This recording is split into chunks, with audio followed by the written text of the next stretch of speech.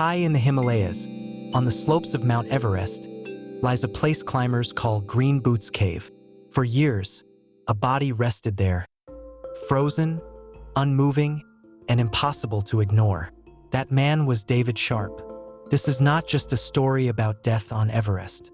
It is a story about ambition, isolation, and a moment that forced the world to ask a difficult question. How far should humans go to reach the top of the world, and at what cost? David Sharp was born in 1972 in the United Kingdom.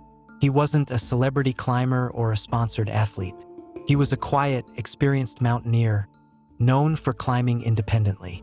Before Everest, he had successfully climbed Cho Oyu, the world's sixth highest mountain. David preferred to climb without guides, Sherpas, or large commercial teams, relying only on himself.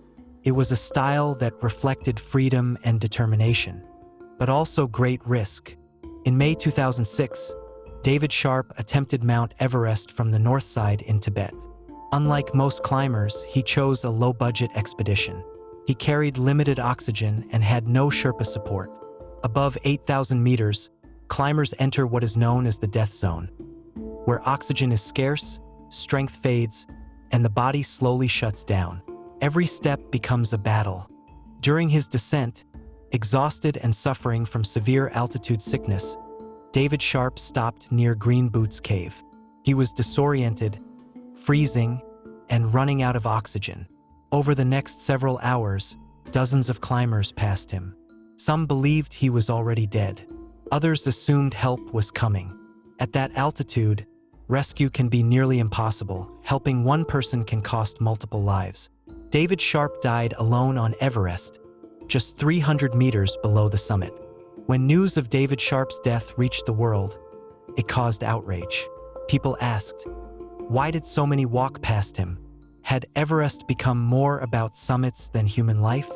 Climbers responded that in the death zone, judgment is impaired, strength is gone, rescue may be impossible.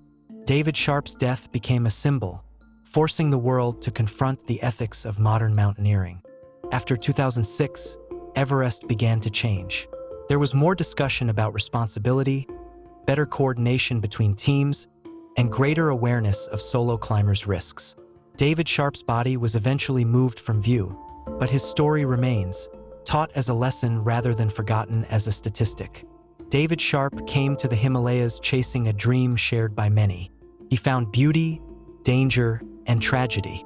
His story reminds us that mountains do not care about ambition or achievement, and that sometimes the hardest climb is not to the summit, but to our own humanity.